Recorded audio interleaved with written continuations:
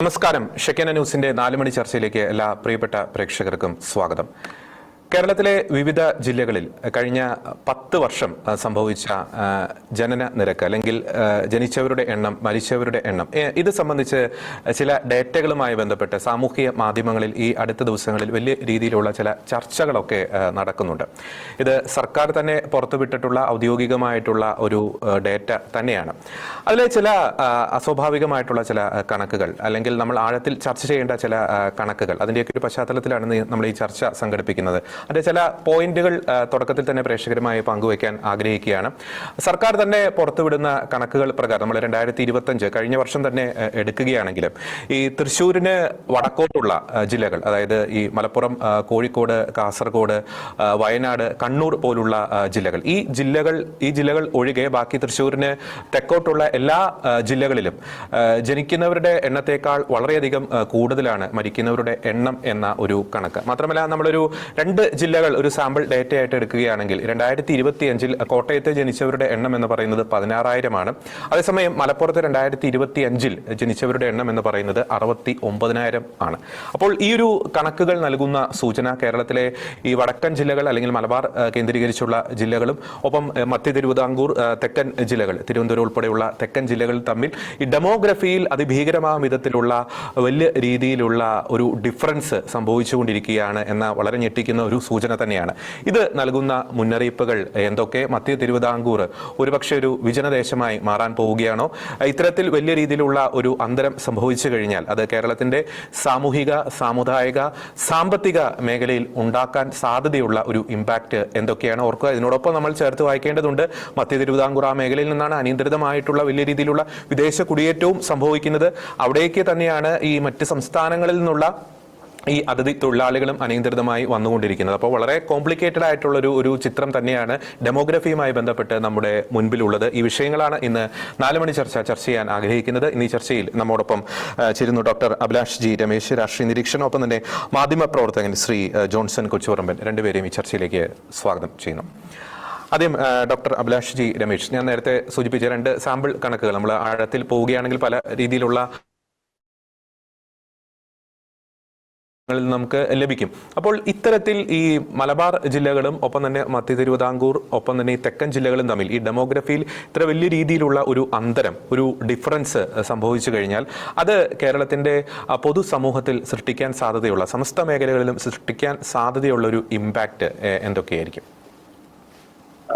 ആദ്യം തന്നെ എനിക്ക് പറയാനുള്ളത്, കേരളം എന്ന് പറയുന്നത് ഭൂമിശാസ്ത്രപരമായിട്ടും സാംസ്കാരികമായിട്ടും ഒക്കെ തന്നെ ഒരു അർബൻ അഗ്ലോമറേഷൻ അല്ലെങ്കിൽ ഒരു വലിയ നഗരത്തിന്റെ സംയോജനം എന്നാണ് അറിയപ്പെട്ടിരുന്നത്. അതായത് കാസർഗോഡ് മുതൽ പാറശാല വരെയുള്ള ഒരൊറ്റ വലിയ നഗരത്തിന്റെ സ്ട്രെച്ച്, ഹയർ പോപ്പുലേഷൻ ഡെൻസിറ്റി ഉള്ള ഒരു വലിയ സ്ട്രെച്ച് ആയിട്ട് അറിയപ്പെട്ടിരുന്നതാണ്. പക്ഷെ ഇന്ന് നമ്മൾ ഈ ലേറ്റസ്റ്റ് ആയിട്ട് കാണുന്ന കണക്ക് പ്രകാരം നോക്കുമ്പോൾ ഒരൊറ്റ ഡെക്കേഡ്, അതായത് കേവലം 10 വർഷം കൊണ്ട് ബർത്ത് റേറ്റിൽ ഉണ്ടാവുന്ന കൊളാപ്സ് വലിയ ആശങ്ക ജനിപ്പിക്കുന്നതാണ്.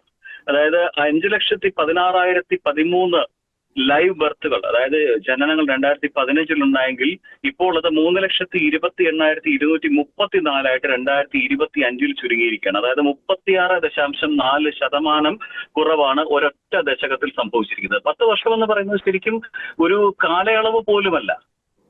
ശരിക്കും ഇതിനെപ്പറ്റി പറയുമ്പോൾ ഒരു സിവിലൈസേഷണൽ ഷിഫ്റ്റ് ആണ് ഉണ്ടായിക്കൊണ്ടിരിക്കുന്നത്. നമ്മുടെ കൺമുന്നിൽ തന്നെ കേരളം എന്ന് പറയുന്ന ഒരു ആശയം, കേരളം എന്ന് പറയുന്ന ജനസമൂഹത്തിന്റെ അടിത്തറ പതുക്കെ ഇല്ലാതായിക്കൊണ്ടിരിക്കുന്ന ഒരു സാഹചര്യം ഉണ്ടാവുകയാണ്. കാരണം ബർത്ത് റേറ്റുകൾ കുറയുകയും സ്റ്റെബിലൈസേഷൻ റേറ്റ് കുറയുകയും ഒക്കെ ചെയ്യുന്ന സാഹചര്യത്തിൽ നമുക്ക് റീപ്ലേസ്മെന്റിന് പോലും ഒരു ജനന സംവിധാനം അല്ലെങ്കിൽ ഒരു കൃത്യമായ ജനനങ്ങൾ മരണത്തിന് തുല്യമായിട്ട് ഉണ്ടാകുന്നില്ല എന്നുള്ള അപകടകരമായിട്ടുള്ള ഒരു സാഹചര്യമാണ്. ഇപ്പം തീരദേശ മേഖലയായാലും അല്ലെങ്കിൽ നമ്മുടെ സെൻട്രൽ ട്രാവൻകൂർ ആയാലും ഒക്കെ തന്നെ കാണുന്നത് ഈ മൈഗ്രൻസിന്റെ ക്ലാസ്സിൽ ഇപ്പോൾ മാറ്റങ്ങൾ വരുന്നുണ്ട്. എല്ലായിടത്തു നിന്നും ഒരുപോലെ കുട്ടികൾ അല്ലെങ്കിൽ ചെറുപ്പക്കാർക്ക് 17 വയസ്സൊക്കെ ഉള്ള കുട്ടികൾ പോലും വിദേശ രാജ്യങ്ങളിലൊക്കെ പോയിക്കൊണ്ടേയിരിക്കുകയാണ്, തിരിച്ചു വരാത്ത രീതിയിൽ. അവർ ആ രാജ്യങ്ങളിൽ ജീവിക്കാനും അവിടെ തന്നെ തന്റെ തുടർ തലമുറയെ നിർത്താനും എല്ലാം ആഗ്രഹിക്കുന്നുണ്ട്. സോ ആ രീതിയിൽ നമ്മുടെ സംസ്കാരത്തിന്റെ പോലും ഒരു പ്രാഥമികമായിട്ടുള്ള അടിത്തറ വളരെ വലിയ രീതിയിൽ ദുർബലമാവുന്ന ഒരു സാഹചര്യമാണ് ഇതുണ്ടാകുന്നത്. കാരണം കേരളത്തിന്റെ പോളിസീസ് നോക്കി തന്നെ അറിയാം, നമ്മളെ ജെറിയാട്രിക് പോളിസീസ് വളരെ വലിയ രീതിയിൽ വയോജനക്ഷേമ പദ്ധതികൾക്ക് കൂടുതൽ ഊന്നൽ കൊടുക്കേണ്ട സാഹചര്യം ഉണ്ടാവുന്നു. അതായത് യുവാക്കളില്ലാത്ത കേരളം എന്ന് പറയുന്നത് ഒരു ഗ്രാജുവൽ റിയാലിറ്റി അല്ല, ഒരു ഇമ്മീഡിയറ്റ് റിയാലിറ്റിയായി നമ്മുടെ മുന്നിലേക്ക് വരികയാണ്. ഇത് ഉയർത്തുന്ന സാമ്പത്തിക പ്രശ്നങ്ങൾ, ഇത് ഉയർത്തുന്ന ക്ഷേമ പദ്ധതികളുമായിട്ട് ബന്ധപ്പെട്ടുള്ള പ്രശ്നങ്ങൾ, അതുപോലെ തന്നെ തൊഴിലിടങ്ങളുടെ ചുരുക്കൽ, ഇങ്ങനെ ഒരുപാട് കാര്യങ്ങൾ മുന്നിലേക്ക് വരികയാണ് ഈ സമയത്ത്. ഓക്കെ, എനിക്ക് തോന്നുന്നു ഈ മലപ്പുറം ജില്ല വിഭജിക്കണം എന്നൊരു ആവശ്യം മുസ്ലിം സംഘടനകളൊക്കെ ഉയർത്തുന്നത് എനിക്ക് തോന്നുന്നു ഈ കണക്കുകളൊക്കെ അവരുടെ കയ്യിലുണ്ട് എന്ന് തോന്നുന്നു അല്ലേ? സ്വാഭാവികമായിട്ടും കാരണം മലപ്പുറം ജില്ലയിൽ ഇത്തരത്തിലൊരു ശ്രമം നടക്കുകയാണെങ്കിൽ അത് വളരെ വലിയ പ്രത്യാഘാതം ഉണ്ടാക്കുന്ന രീതിയിലുള്ള വിഭജനങ്ങൾക്ക് വഴിവെച്ചേക്കാവുന്ന ഒന്ന് തന്നെയാണ്. കാരണം ഇപ്പോൾ നോക്കുകയാണെങ്കിൽ പോലും മലപ്പുറം ജില്ലയാണ് ഇത്രയും തൃശ്ശൂർ, ആലപ്പുഴ, കൊല്ലം ഒക്കെ നോക്കുമ്പോഴും മലപ്പുറം ജില്ലയിലെ ബർത്ത് റേറ്റ് 24.7%, 24.7% ഇപ്പോൾ പോലും നിൽക്കുന്നത്. അപ്പൊ റീപ്ലേസ്മെന്റ് ലെവലിലേക്ക് പോകുന്നിടത്ത് പോലും മലപ്പുറത്തിന്റെ ജനസാന്ദ്രത മറ്റ് ജില്ലകളെ അപേക്ഷിച്ച് നോക്കുമ്പോൾ സ്റ്റേബിൾ ആണ്. പക്ഷേ ഈ സ്റ്റെബിലിറ്റി വേറൊരു തരത്തിലുള്ള ഒരു പൊളിറ്റിക്കൽ മൂവ്മെന്റിലേക്ക് വളർത്തിയെടുക്കുവാനുള്ള ശ്രമങ്ങൾ അപകടകരമായിട്ടുള്ളത് തന്നെയാണ്. ഓക്കെ, വ്യക്തമാണ്. ഞാൻ ശ്രീ ജോൺസൺ കൊച്ചുപറമ്പിലേക്ക് വരുമ്പോൾ ഞാൻ ഇതിൻ്റെ മറ്റൊരു ആസ്പെക്റ്റാണ് ചോദിക്കാൻ ആഗ്രഹിക്കുന്നത്. ഞാൻ ഇൻട്രോയിൽ പറഞ്ഞതുപോലെ ഈ തൃശ്ശൂർ മുതൽ ഈ തെക്കോട്ടുള്ള ജില്ലകളിൽ നെഗറ്റീവ് ഗ്രോത്ത് ആണ്, അതായത് ജനിക്കുന്നവരെക്കാൾ കൂടുതൽ പേര് മരിക്കുന്നു. അപ്പോൾ നെഗറ്റീവ് പോപ്പുലേഷൻ ഗ്രോത്ത് ആണ്. നമുക്ക് ഈ 2025 മാത്രം നമ്മളൊരു സാമ്പിളായിട്ട് എടുക്കുകയാണെങ്കിൽ സർക്കാരിൻ്റെ ഡേറ്റ നമ്മുടെ മുമ്പിൽ അവതരിപ്പിക്കുന്ന അല്ലെങ്കിൽ പങ്കുവയ്ക്കുന്ന ഒരു ചിത്രം. ഇത് നമുക്കറിയാം, ഈ തൃശ്ശൂർ മുതൽ തെക്കോട്ടുള്ള പല ജില്ലകളും നമുക്കറിയാം ക്രൈസ്തവ, ഹൈന്ദവ ഭൂരിപക്ഷ മേഖലകളാണ്.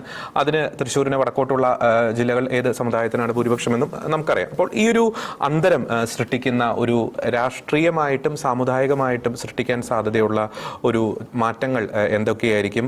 ഒരു പക്ഷേ ഈ ക്രൈസ്തവ ഹൈന്ദവ ജനസംഖ്യയിൽ ഇനി ഭാവിയിൽ, ഇനി നമ്മളൊരു 10 ഡെക്കേഡിൻ്റെ ഒരു കണക്കാണ് നമ്മൾ കണ്ടത്, ഇനി ഒരു അടുത്തൊരു 10 വർഷം എടുത്തു നോക്കുമ്പോൾ ഈ ക്രൈസ്തവ ഹൈന്ദവ ജനസംഖ്യയിൽ വളരെ ഗണ്യമായ രീതിയിലുള്ള ഒരു കുറവ് സംഭവിക്കാൻ പോകുന്നു എന്നതിൻ്റെ ഒരു സൂചനയല്ലേ? ഇത് രാഷ്ട്രീയ തലത്തിൽ സൃഷ്ടിക്കാൻ സാധ്യതയുള്ള ഒരു ഇമ്പാക്റ്റ് എന്തൊക്കെയായിരിക്കും? ശ്രീ ജോൺസൺ കൊച്ചുപറമ്പ്. തീർച്ചയായിട്ടും ഇതിനെ രാഷ്ട്രീയപരമായി നമ്മൾ വിലയിരുത്തേണ്ടത് തന്നെയാണ്. കാരണം ഇപ്പൊ നമുക്കറിയാം, ഒരു പ്രധാനപ്പെട്ട മുന്നണിയിലെ പ്രധാനപ്പെട്ട കക്ഷി അവരുടെ രാഷ്ട്രീയ ലക്ഷ്യം തന്നെ മതലക്ഷ്യമാണെന്ന് പരസ്യമായി പറഞ്ഞ ഒരു കാലഘട്ടത്തിലാണ് നമ്മളിപ്പോൾ കടക്കുന്നത്, അല്ലെ? ഓർക്കുന്നുണ്ടാവും. ഞങ്ങളുടെ രാഷ്ട്രീയം, ഞങ്ങൾ അധികാരം പിടിക്കുന്നത് ഞങ്ങളുടെ മതത്തിന് വേണ്ടിയാണെന്ന് പരസ്യമായി പറഞ്ഞ ഒരു രാഷ്ട്രീയ സാഹചര്യം കേരളത്തിൽ നിലനിർത്തുക. അപ്പോൾ ഇവിടെ നേരിട്ട് പറഞ്ഞതും പറയാത്തതുമായ പല രാഷ്ട്രീയ കക്ഷികളുടെയും ലക്ഷ്യം ഇവിടെ സെക്കുലറിസം അല്ല, മത താല്പര്യങ്ങളാണെന്നുള്ളത് സ്പഷ്ടമാണ്. അങ്ങനെ ഒരു സാഹചര്യം ഉള്ളപ്പോൾ ഈ ജനസംഖ്യയിൽ ഉണ്ടാകുന്ന ഈ ഏറ്റക്കുറച്ചില് നമ്മൾ വളരെ ഗൗരവമായിട്ട് കാണണം. പ്രത്യേകിച്ചുമായിട്ട് ഇപ്പോ ജോർജ് പറഞ്ഞതും നമ്മുടെ അഭിലാഷ് പറഞ്ഞതും ഈ തൃശ്ശൂർ, എറണാകുളം, ഇടുക്കി, പത്തനംതിട്ട അടക്കമുള്ള സെൻട്രൽ ട്രാവൻകൂർ, മധ്യ കേരളവും, ആലപ്പുഴ, കൊല്ലം, തിരുവനന്തപുരം അടക്കുന്ന തെക്കൻ കേരളവും കൂടെ വന്നാൽ എല്ലായിടത്തും ഈ ജില്ലകളിലെ പൂർണ്ണമായും മരണനിരക്ക് കുറവും, മരണനിരക്ക് കൂടുതലും, ജനന നിരക്ക് കുറവും എന്ന് പറഞ്ഞാൽ അവിടെ ആൾക്കാരുടെ എണ്ണം കുറഞ്ഞുകൊണ്ടിരിക്കുക. ഈ മുൻവർഷങ്ങളിലെല്ലാം അവിടെ ജനസംഖ്യയിൽ ആൾക്കാരുടെ എണ്ണം കുറഞ്ഞുകൊണ്ടിരിക്കുക. എന്നാൽ വടക്കോട്ട് നമ്മൾ മാറിയാൽ, ഈ മലപ്പുറം മാത്രം എടുത്ത് പറയണ്ട, മലപ്പുറം മാത്രമല്ല, ഇപ്പോ തൃശ്ശൂർ കഴിഞ്ഞ് പാലക്കാട് കഴിഞ്ഞ് മലപ്പുറത്ത് എന്നാൽ 2023 69,000 പേര് ജനിച്ചപ്പോ 24,000 പേരെ മരിച്ചിട്ടുള്ളൂ എന്ന് പറഞ്ഞാൽ 45,000 പേര് അവിടെ അധികമായി ജനസംഖ്യയിൽ വർധനമുണ്ടായി.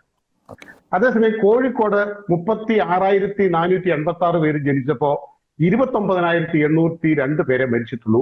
അവിടെയും 6,500 പേർ ജനസംഖ്യയിൽ വർധനമുണ്ടായി. കണ്ണൂര് 26,745 പേർ ജനിച്ചപ്പോ 21,893 പേരെ മരിച്ചിട്ടുള്ളൂ. അവിടെ 5,000 പേരുടെ വർധനമുണ്ടായി. ഇത് വയനാട് 5,000 പേരുടെ വർധനമുണ്ടായി, കാസർഗോഡ് 7,000 പേരുടെ വർധനമുണ്ടായി. ഇങ്ങനെ വർധനവുകളുടെ കണക്കാണ് വടക്കോട്ട് പോകുമ്പോൾ കാണുന്നത്. നമ്മൾ മനസ്സിലാക്കേണ്ടത്, ഇത് ഇങ്ങനെ യാദൃശ്ചികമായി ഉണ്ടാകുന്ന ഒരു വർധനവോ ഇങ്ങേ പ്രദേശത്ത് യാദൃശ്ചികമായി ഉണ്ടാകുന്ന ഒരു കുറവല്ല. ഇത് ചില രാജ്യത്തെ നിയമങ്ങളോട് ചില മതവിഭാഗങ്ങൾ കാണിച്ച താല്പര്യം ആ മതവിഭാഗങ്ങൾക്ക് വലിയ പ്രതികൂലമായി എന്നുള്ളതാണ് ഇപ്പോൾ കേരളത്തെ ഭയപ്പെടുത്തുന്നത്. ഇപ്പൊ കുടുംബാസൂത്രണം വന്നപ്പോ ജോർജി ആദ്യം പറഞ്ഞത് നമുക്ക് കുട്ടികൾ 2 or 3 ആകട്ടെ എന്ന് പറഞ്ഞാൽ 3 കുട്ടികൾ വരെ അനുവദനീയമാണ്. 3 കുട്ടികളുള്ള കുടുംബം സന്തുഷ്ടമാണ്. നമുക്ക് 3 കുട്ടികൾ, അതുവരെ 6, 7, 8 ഒക്കെ കുട്ടികളുള്ള കുടുംബങ്ങളുണ്ട്. അപ്പൊ അതിനെ 3ലേക്ക് നമ്മൾ ക്രമേണ ചുരുക്കി. അതിനുശേഷം നമ്മൾ പറഞ്ഞു കുട്ടികൾ ആണായാലും പെണ്ണായാലും 2 മതി. നമ്മുടെ കുടുംബത്തിൽ 2 കുട്ടികൾ മതി. 3ൽ നിന്ന് നമ്മൾ 2ലേക്ക്. പിന്നീട് നമ്മൾ പറഞ്ഞു നാം 1 നമുക്കൊന്ന്, നമ്മുടെ വീട്ടിൽ 1 കുട്ടി മതി. ഇങ്ങനെ ഗവൺമെന്റ് പല ഘട്ടങ്ങളിലായി അതിന് കാരണവും ഉണ്ടാവും. പല ഘട്ടങ്ങളിലായി ജനസംഖ്യ കുറയ്ക്കുന്നതിനുള്ള നടപടികളും പ്രചോദനവും നൽകിയപ്പോ അത് ഹൃദയപൂർവ്വം സ്വീകരിച്ച സമൂഹത്തിന് ഇപ്പോൾ അബദ്ധമായിരിക്കും. ഈ രാജ്യത്തിന്റെ പൊതു താല്പര്യത്തിന് അനുകൂലമായി ജനസംഖ്യ നിരക്ക് കുറയ്ക്കുന്നതിനുള്ള നിലപാട് കുടുംബാസൂത്രണത്തിലൂടെ, അത് ഏത് പ്രക്രിയ കൂടിയാണെങ്കിലും, സ്വാഭാവികമായിട്ടുള്ള രീതിയിലാണെങ്കിലും അല്ലാതുള്ള രീതിയിലാണെങ്കിലും, ഏത് രീതിയിലാണെങ്കിലും ജനസംഖ്യ കുറയ്ക്കുന്നതിനുള്ള നിലപാടെടുത്ത ഹൈന്ദവ ക്രൈസ്തവ സമുദായങ്ങൾക്ക് അതിപ്പോൾ വലിയ വിലയായിരിക്കും. കാരണം ഈ പറഞ്ഞ തൃശ്ശൂർ തൊട്ട് നമ്മുടെ തിരുവനന്തപുരം വരെയുള്ള മേഖലകളിൽ അധിവസിക്കുന്നത് ഭൂരിഭാഗവും ഇത്തരം സമുദായത്തിൽപ്പെട്ടവരാണ്. അവരിലാണ് ജനസംഖ്യയുടെ വർധനവ് കുറഞ്ഞിരിക്കുന്നത്. മറുഭാഗത്ത് ഈ നിയമങ്ങളോടൊക്കെ മുഖം തിരിച്ചു നിന്ന ഒരു സമുദായം, അവർ ജനസംഖ്യ, അത് അവരുടെ സ്വാഭാവികമായിട്ട് അവർ ജനസംഖ്യ വർദ്ധിപ്പിച്ചുകൊണ്ടേയിരുന്നു.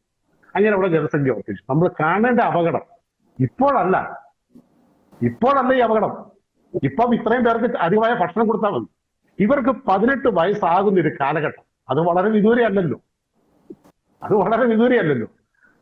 18 വയസ്സ് ആകുകയും ഇത്തരം ആൾക്കാർക്ക് ഭൂരിപക്ഷ മേഖലകളിൽ വോട്ടവകാശം ഉണ്ടാവുകയും ചെയ്യുമ്പോൾ കേരളത്തിന്റെ മൊത്തം രാഷ്ട്രീയ ചിത്രം മാറും ജോർജി. ജനസംഖ്യ അല്ല, വോട്ടിംഗ് അവകാശമുള്ളവരുടെ വോട്ടർമാരുടെ ആനുപാതികമായി മണ്ഡലങ്ങളും, അത് ഗ്രാമപഞ്ചായത്ത് മുതൽ വീടുകളുടെ എണ്ണമൊന്നുമല്ല, വോട്ട് അവകാശമുള്ളവരുടെ എണ്ണം അനുസരിച്ച് പഞ്ചായത്ത് വാർഡുകൾ, ബ്ലോക്ക് പഞ്ചായത്ത് വാർഡുകൾ, ജില്ലാ പഞ്ചായത്ത് വാർഡുകൾ, നിയമസഭാ വാർഡുകൾ, പാർലമെന്റ് മണ്ഡലങ്ങൾ അങ്ങനെ വിഭജിക്കപ്പെടുമ്പോൾ അവിടെ വലിയൊരു അപകടമുണ്ട്. ആ അപകടം ഇനി നമ്മൾ കൂട്ടി വായിക്കണം. അഭിലാഷ് പറഞ്ഞതുപോലെ കൂട്ടി വായിക്കണം. അതായത് ചില സീറ്റുകൾ കൂടുതൽ വേണമെന്ന് ഇപ്പോൾ പരസ്യമായിട്ട് ആവശ്യപ്പെട്ടുകൊണ്ടിരിക്കുക. ത്രിതല പഞ്ചായത്തിന് ശേഷം ഞങ്ങൾക്ക് സംഘടനാ ശേഷി വർദ്ധിച്ചു, ഞങ്ങൾക്ക് ജനപിന്തുണ വർദ്ധിച്ചു, അതുകൊണ്ട് ഞങ്ങൾക്ക് ഈ മുന്നണിയിൽ സീറ്റുകൾ കൂടുതൽ ചോദിക്കാനുള്ള അവകാശമുണ്ട് എന്ന് 5ാം മന്ത്രിക്ക് വേണ്ടി വാദിച്ചവർ ഇപ്പോൾ പറയുന്നത് നമ്മൾ കേട്ടല്ലോ.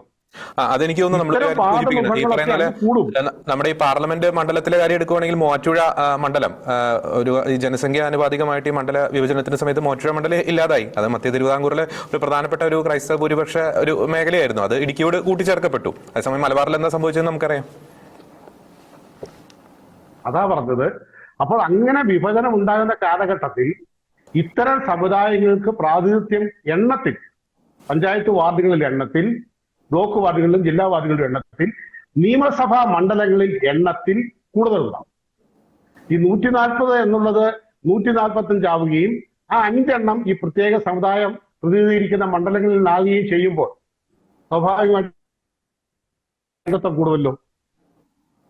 അങ്ങനെ വരുമ്പോൾ മതമാണ് ഞങ്ങളുടെ ലക്ഷ്യമെന്ന് പറഞ്ഞവരുടെ താല്പര്യം നിയമസഭയ്ക്കുള്ളിൽ പ്രാവർത്തികമാകില്ല. ഇതൊരു വലിയ അപകടമാണ്.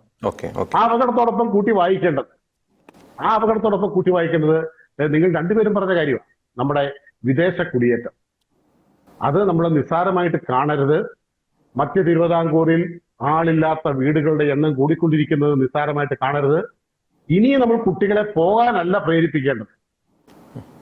ഇവിടെ പോരാ, അവിടെ പോയി എങ്ങനെയെങ്കിലും രക്ഷപ്പെട്ടോ എന്ന് പറയുന്ന മനോഭാവത്തിൽ നിന്നും ഈ നമ്മുടെ വിദ്യാഭ്യാസ സ്ഥാപനങ്ങളും മാതാപിതാക്കന്മാരും ഒക്കെ മാറിയിട്ട് നമ്മുടെ കുട്ടികളെ ഇവിടെ സുരക്ഷിതമായി നിലനിർത്തി എങ്ങനെ ഈ രാജ്യത്തിന് വരെ മുതൽക്കൂട്ടാക്കാം എന്ന് ചിന്തിക്കേണ്ട സമയം അതിക്രമിച്ചിരിക്കുന്നു ജോർജി.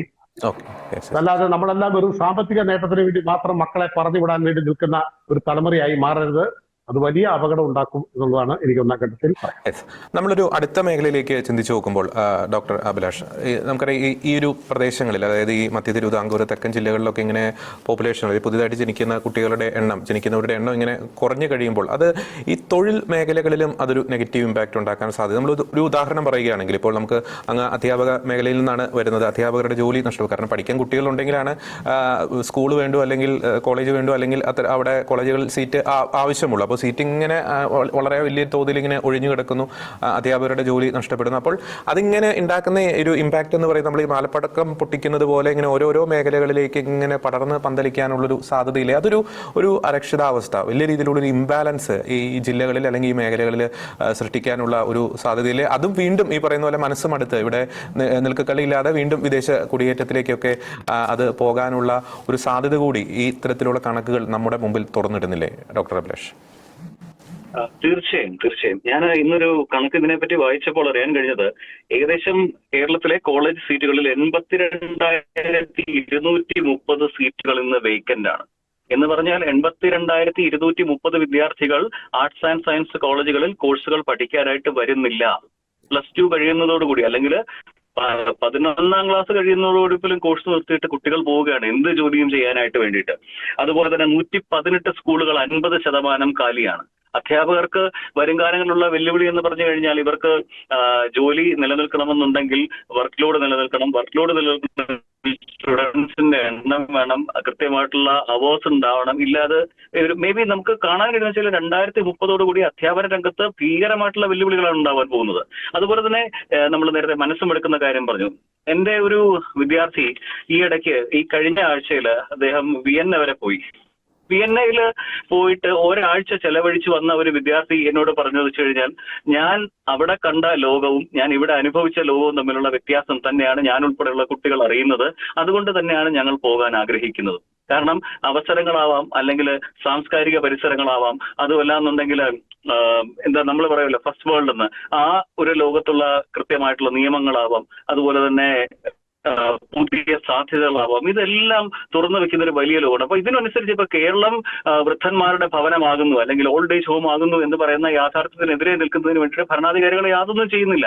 ഇവിടെ ഇൻവെസ്റ്റ്മെന്റ് നടത്താൻ വരുന്ന ആളുകളുടെ ബുദ്ധിമുട്ടുകൾ, അല്ലെങ്കിൽ യുവാക്കൾക്കാണെങ്കിലും അവർക്ക് പുതിയ സാധ്യതകൾ തുറന്നു കൊടുക്കാനുള്ള മടി, അതുപോലെ തന്നെ ഈ 70കളിലൊക്കെയോ എപ്പോഴോ ഒക്കെ തന്നെ അവസാനിച്ചു പോയ ചിന്താഗതികൾ, ഇതെല്ലാം മാറിയില്ല എന്നുണ്ടെങ്കിൽ ചെറുപ്പക്കാർ പോവുക തന്നെ ചെയ്യും. നമുക്ക് അവരെ തടഞ്ഞു നിർത്താനാവില്ല. കാരണം ലോകം മാറുന്നത് അറിയുന്ന ചെറുപ്പക്കാരാണ്, ലോകം കൈക്കുമ്പിളിൽ വെച്ച് നടക്കുന്നവരാണ് അവർ. അവരെ സംബന്ധിച്ച് അവസരങ്ങൾ എവിടെയുണ്ട് അവിടെ പോവുക, അവിടെ നിലനിൽക്കുക എന്നുള്ള ചിന്തയിലേക്ക് വരികയാണ്. അപ്പം കേരളം വിയന്നയിലേക്ക് പറിച്ച് അല്ലെങ്കിൽ യൂറോപ്പിലേക്ക് പറിച്ചു കടന്നപ്പെടുന്ന യൂറോപ്പിലെ സാമൂഹിക സാംസ്കാരിക രാഷ്ട്രീയ സാമ്പത്തിക സാഹചര്യങ്ങളെ ഇവിടെ പുനഃസൃഷ്ടിക്കുന്ന രീതിയിലുള്ള നയപരിവർത്തനം നടത്തുവാനുള്ള ധൈര്യം രണ്ട് പ്രധാനപ്പെട്ട മുന്നണികൾക്കും ദൗർഭാഗ്യവശാൽ നാളിതുവരെ ഇല്ല. പോളിസി ചേഞ്ചസിനെ പറ്റി നോക്കുമ്പോൾ നമ്മൾ ഇപ്പോഴും we are stuck somewhere in the mid-90s. ഒരു 90കളുടെ പകുതിയിലാണ് ഈ 2026 നമ്മൾ നിൽക്കുന്നത്. യാഥാർത്ഥ്യം എന്താണെന്ന് അറിയാൻ പറ്റാത്തൊരവസ്ഥ. ഇതുപോലെ തന്നെ റവന്യൂ എക്സ്പെൻഡിച്ചറിന്റെ 65% മേലെ പെൻഷനും സാലറിക്കും ചെലവഴിക്കുന്നു. പുതിയ വ്യവസായങ്ങൾക്ക് സംരക്ഷണങ്ങൾ ഉണ്ടാവുന്നില്ല, പുതിയ മേഖലകളിൽ ഇൻവെസ്റ്റ്മെന്റ് ഉണ്ടാകുന്നില്ല. ഇതൊക്കെ ചേർന്ന് വരുന്ന സമയത്ത് സമ്മർദ്ദങ്ങളെ ചെറുപ്പക്കാരിൽ വളരെ കൂടുതലാണ്. അതുകൊണ്ട് തന്നെയാണ് ഇപ്പൊ നമ്മൾ വേറൊരു കാര്യം ഞാൻ ഈ ഇടയ്ക്ക് കേട്ടതാണ്. മധ്യ തിരുവിതാംകൂറിലൊക്കെ തന്നെ ജോലി ചെയ്യാൻ വരുന്ന അന്യ സംസ്ഥാന തൊഴിലാളികൾക്ക് വീട് എഴുതി കൊടുക്കുന്ന അച്ഛനും അമ്മയും, രണ്ടാമത്തെ നിലയിൽ എന്താണ് നടക്കുന്നത് പോലും അറിയാൻ പറ്റാതെ ഒരു ജീവിതകാലം മുഴുവൻ താമസിക്കേണ്ടി വരുന്ന വയസ്സായിട്ടുള്ള മാതാപിതാക്കൾ, ഇതൊക്കെ കാണിക്കുന്ന ചില ഡിക്ലൈനിങ് ടെർമിനലി ഇല്ലായിട്ടുള്ള രോഗാതുരമായിട്ടുള്ള ഒരു സമൂഹമാണിത്. കുറച്ചു നാൾ കഴിഞ്ഞാൽ എന്റെ ഒരു ഭാവനയിൽ ഞാൻ കാണുന്നത് വെച്ച് കഴിഞ്ഞാൽ വയോധികന്മാരുടെ രോഗത്തിന്റെ മുറവിളികൾ നിറയുന്ന ഒരു സംസ്ഥാനമായി കേരളം മാറുകയാണ്. തൊട്ടപ്പുറത്തുള്ള തമിഴ്നാട് പോലും നമുക്ക് നോക്കിക്കഴിഞ്ഞാൽ അറിയാം, അവര് വ്യാവസായികമായിട്ടായാലും ഓൺട്രപ്രണർഷിപ്പിലായാലും സ്റ്റാർട്ടപ്പ് മേഖലയിലായാലും വലിയ മാറ്റങ്ങൾ വരുത്തിക്കൊണ്ടിരിക്കുന്നു. നമ്മൾ നയങ്ങൾ മാറ്റാൻ പോലും ഭയപ്പെട്ടുകൊണ്ടേയിരിക്കുന്നു. ഇതാണ് ആ ഒരു വ്യത്യാസമായിട്ട് എനിക്ക് തോന്നുന്നത്. ഓക്കെ, ഞാൻ അവസാനത്തെ റൗണ്ടിൽ ജോൺസൺ കുച്ചോറമ്പിനോട് ഒരു കാര്യം കൂടി ചോദിക്കാൻ ആഗ്രഹിക്കുന്നു. നമുക്കറിയാം ഈ ഇത്തരത്തിലുള്ള ജനസംഖ്യ അത് നമ്മൾ ആഴത്തിൽ ചിന്തിച്ചു കഴിയുമ്പോൾ അത് തീർച്ചയായിട്ടും അത് ദൂരവ്യാപകമായിട്ടുള്ള പ്രത്യാഘാതങ്ങൾ സൃഷ്ടിക്കുന്നത് ക്രൈസ്തവ ഹൈന്ദവ സമുദായങ്ങൾക്ക് തന്നെയാണ് എന്ന കാര്യത്തിൽ യാതൊരു തർക്കവുമില്ല. അപ്പോൾ സമുദായ നേതൃത്വം കുറെ കൂടി ജാഗ്രതയിൽ, അതായത് ഈ വരാൻ പോകുന്ന വിപത്തിനെ മുന്നിൽ കണ്ടുകൊണ്ടുള്ള ബോധവൽക്കരണങ്ങളൊക്കെ നടത്തേണ്ടതല്ലേ? അതായത് വലിയ കുടുംബങ്ങൾക്കുള്ള സഹായങ്ങൾ അല്ലെങ്കിൽ അത്തരത്തിലുള്ള കാര്യങ്ങൾ മാത്രമല്ല, സമുദായങ്ങൾ ശക്തിപ്പെടുവാനുള്ള ഈ നമുക്കറിയാം മറ്റെന്ത് കാര്യം ചെയ്താലും അവിടെ ആ സമുദായത്തിൽ ആളുണ്ടെങ്കിലാണ് കെട്ടിടം ആവശ്യമുള്ളൂ അല്ലെങ്കിൽ മറ്റേതെങ്കിലും സംവിധാനങ്ങൾ ആവശ്യമുള്ളൂ. അപ്പോൾ ഈ ഒരു അപകടം വളരെ ഗൗരവത്തിൽ തന്നെ തിരിച്ചറിഞ്ഞ് അടിയന്തര പ്രാധാന്യത്തോടു കൂടിയുള്ള നടപടികൾ സ്വീകരിക്കേണ്ടത്. നമുക്കറിയാം കുട്ടികളുടെ എണ്ണം അത് കൂടണമെങ്കിൽ അത് വിചാരിക്കേണ്ടത് കുടുംബങ്ങളാണ്. അതല്ല ഞാൻ ഉദ്ദേശിക്കുന്നത്. മാത്രമല്ല അത് ഇതിൻ്റെ ഒരു അപകടത്തെ പറ്റിയുള്ള ബോധവൽക്കരണം, വലിയ കുടുംബങ്ങൾക്കുള്ള സഹായം, സമുദായം ശാക്തീകരിക്കപ്പെടേണ്ടതിൻ്റെ ഒരു ആവശ്യകത ചിന്തിക്കേണ്ടത്? അത് കൂടുതൽ ഗൗരവത്തിൽ ഈ മാറിയ സാഹചര്യത്തിൽ ഈ കണക്കുകളുടെയൊക്കെ പശ്ചാത്തലത്തിൽ സമുദായ നേതൃത്വങ്ങൾ ചിന്തിക്കേണ്ടതല്ലേ? ജ്യോതി, ഞാനിത് തുറന്നു പറയുമ്പം അത് സഭാ നേതൃത്വത്തിനെതിരെയുള്ളൊരു വിമർശനമായിട്ടൊക്കെ ചിലർ കാണും. ഞാൻ എപ്പോഴും സഭയുടെ താല്പര്യങ്ങൾക്കൊപ്പം നിൽക്കാൻ ആഗ്രഹിക്കുന്നതാണ്. പക്ഷേ ഇത്തരം കാര്യങ്ങളിൽ ചില കാര്യങ്ങളൊക്കെ പരസ്യമായി പറയേണ്ടി വരും. നമ്മൾ പലപ്പോഴും നമ്മുടെ കുട്ടികൾ ഇവിടെ നിൽക്കണം, നിങ്ങൾ വിദേശത്തേക്ക് പോകരുത് എന്നൊക്കെ പറയുമ്പോഴും നമ്മുടെ സഭകളുടെ അല്ലെങ്കിൽ രൂപതകളുടെ ഒക്കെ നേതൃത്വത്തിൽ തന്നെ കുട്ടികളെ പുറത്തേക്ക് വിദേശത്തേക്ക് പഠിക്കാനും ജോലിയെടുക്കാനും ഒക്കെ പറഞ്ഞയക്കാൻ പ്രാപ്തരാക്കുന്ന, പ്രേരിപ്പിക്കുന്ന സ്ഥാപനങ്ങൾ നടത്തുന്നു എന്ന് പറയുമ്പോൾ നമ്മൾ പറയുന്നതും ചെയ്യുന്നതും തമ്മിൽ ചില പൊരുത്തക്കേടുകളുണ്ട്. അതുപോലെ ഇഷ്ടംപോലെ കോടിക്കണക്കിന് രൂപയുടെ ചാരിറ്റി പ്രവർത്തനങ്ങൾ നമ്മൾ ചെയ്യുന്നു. പക്ഷേ ഇനി ആ ചാരിറ്റികളുടെയൊക്കെ മുഖങ്ങൾ മാറേണ്ടിയിരിക്കുന്നു ജ്യോതി. ഇപ്പോ ഞാൻ സംസാരിക്കുന്നത് തമിഴ്നാട്ടിൽ നിന്നാണ്, തമിഴ്നാട്ടിലെ തേനി ജില്ലയിൽ നിന്നാണ്. ഇന്ന് പൂർണ്ണമായിട്ടും ഞാൻ തമിഴ്നാട്ടിൽ. ഈ തമിഴ്നാടിന്റെ ഒരു വളർച്ച കാർഷിക മേഖലയിലും വ്യാവസായിക മേഖലയിലും നമുക്ക് കാണേണ്ടതുണ്ട്. ആ വളർച്ചയുടെ ഒരു ചെറിയ ശതമാനം പോലും എന്തുകൊണ്ട് കേരളത്തിലേക്ക് കൊണ്ടുവരാൻ നമുക്ക് കഴിയില്ല? കേരളത്തിന്റെ പ്രകൃതി അത് വിനിയോഗിച്ചുകൊണ്ട് ടൂറിസം രംഗങ്ങൾ, കേരളത്തിലെ ജനസമൃദ്ധിയും വളക്കൂറുള്ള മണ്ണും ഉപയോഗിച്ചുകൊണ്ട് കാർഷിക മേഖലയും എന്തുകൊണ്ട് പുതിയ സംരംഭങ്ങൾ നമുക്ക് കൊണ്ടുവരാൻ കഴിയില്ല? ഒരു കാർഷിക അധിഷ്ഠിതമായ ഒരു മൂല്യവർദ്ധിത ഉൽപ്പന്നം ഉണ്ടാക്കുന്ന ഒരു പ്രൊജക്ട് ഉണ്ടായാൽ ആ പ്രൊജക്ട് വഴി എത്ര പേർക്ക് തൊഴിൽ കൊടുക്കാൻ നമുക്കാവും. പക്ഷെ അതിനാരും കേരളത്തിൽ തയ്യാറാവുന്നില്ല. കാരണം കേരളത്തിലെ രാഷ്ട്രീയം, ഇപ്പോൾ ഞാൻ ഉദാഹരണമായിട്ട് പറയാം, ഒരു സംരംഭം എന്റെ ഒരു സുഹൃത്ത് തമിഴ്നാട്ടിൽ നടത്തി വിജയിക്കുക.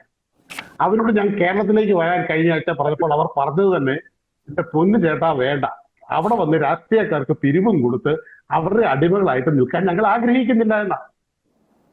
ഒരു 5-6 കോടി രൂപ മുടക്കുന്നതിന് ചെറിയൊരു ഇൻഡസ്ട്രിയാണ്. പക്ഷെ അവര് പോലും ഭയപ്പെടുന്നു. ഈ സ്ഥിതി മാറണം. നമ്മുടെ സംസ്ഥാനത്തെ ഭരണാധികാരികൾ നമ്മുടെ സംസ്ഥാനത്തിന്റെ വളർച്ചയെക്കുറിച്ച് ചിന്തിക്കണം.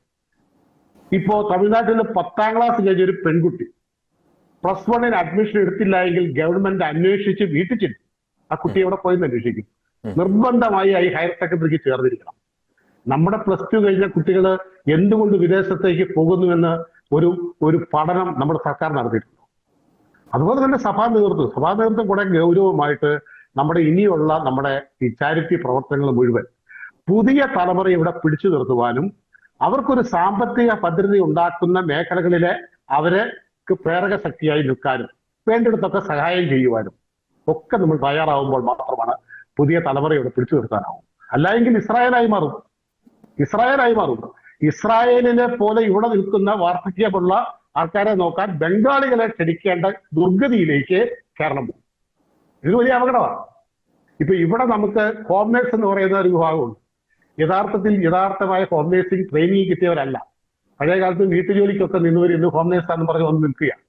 ആ ഒരു തലമുറകളെ കഴിഞ്ഞാൽ ഒരു സംശയമില്ല ജോർജി, ബംഗാളികളെ കൊണ്ടുവന്ന് ഇവിടുത്തെ വൃദ്ധരെ നോക്കാൻ നിർത്തേണ്ട ഗതികളിലേക്ക് കേരളം പോകും. അതുകൊണ്ട് പുതിയ തലമുറ ഇവിടെ പിടിച്ചു നിർത്തുക. ഒപ്പം ജനസംഖ്യ നാടിന് അനുകൂലമാകുന്ന രീതിയിൽ ജനസംഖ്യ വർദ്ധിക്കുന്നതിനെ കുറിച്ച് ചിന്തിക്കേണ്ടിയിരിക്കുന്നു. വലിയ കുടുംബങ്ങളെ കുറിച്ച് ചിന്തിക്കേണ്ടിയിരിക്കുന്നു. ഈ പഴയ കാലത്ത് 8 മക്കളും എന്റെ ഒരു ഇപ്പാപ്പന് 14 മക്കളാണ്. 14 മക്കള്. എത്ര യോജിപ്പോടെ ആ കുടുംബം കഴിയുന്നത് അറിയാം. അന്നും ഇന്നും ഒരാവശ്യത്തിന്, ഒരു മരണമോ ഒരു അപകടമോ ഒരാവശ്യം ഉണ്ടായത് എത്ര പേരെ ഓടിക്കൂടാനുള്ളത്. അത്തരം കുടുംബങ്ങൾ ഉണ്ടാകട്ടെ. അതിനുള്ള സ്രോതസ് നമ്മുടെ മണ്ണായിട്ടും ജലമായിട്ടും പ്രകൃതി കൊണ്ട് നമ്മുടെ കേരളത്തിലുണ്ട്. നമ്മളത് വിനിയോഗിക്കണം. അത്തരം ഒരു ചർച്ചയിലേക്കാണ് ഈ കേരളം പോകേണ്ടത്. അത് ഭരണകൂടങ്ങളും മതസാമുദായിക നേതൃത്വങ്ങളും ഒക്കെ അതിന് തയ്യാറായില്ല എങ്കിൽ പിന്നീട് ഇത് വിലപിക്കാനേ കഴിയൂ എന്ന് മാത്രമേ എനിക്കിപ്പോ പറയാൻ കഴിയൂ. അത്തരം ഒരു വിലാസത്തിലേക്കല്ല പോകേണ്ടത്. പ്രതിരോധിക്കാൻ നമുക്കാവണം. വളരെ വ്യക്തമാണ്. ഒരു പാഴ്സി സിൻഡ്രോം അത് തീർച്ചയായിട്ടും കേരളത്തിലെ ഹൈന്ദവ ക്രൈസ്തവ സമുദായത്തെ ഇങ്ങനെ തുറച്ചു നോക്കിക്കൊണ്ടിരിക്കുകയാണ് എന്ന വ്യക്തമായിട്ടുള്ള സൂചനകൾ തന്നെയാണ് ഈ കണക്കുകൾ നമ്മുടെ മുമ്പിൽ അവതരിപ്പിക്കുന്നത്. ഏതെങ്കിലും ഒരു സമുദായത്തിന്റെ എണ്ണം കൂടുന്നതോ കുറയുന്നതോ അതവരുടെ കുറ്റമല്ല. പക്ഷേ ഈ പറയുന്ന എണ്ണം കുറയുന്ന സമുദായങ്ങൾ ആഴത്തിൽ ഗൗരവത്തിൽ ആ വിഷയം ചിന്തിക്കേണ്ടിയിരിക്കുന്നു. കാരണം ഈ നാട്ടിൽ ഐക്യത്തോടെ സമഭാവനയോടെ ജീവിക്കുവാൻ ഹൈന്ദവർക്കും മുസ്ലിം സമുദായത്തിൽപ്പെട്ടവർക്കും ക്രൈസ്തവ സമുദായത്തിൽപ്പെട്ടവർക്കും എല്ലാ അവകാശവുമുണ്ട്, ശോഭനമായ ഭാവിക്കുള്ള എല്ലാ അവകാശവുമുണ്ട്.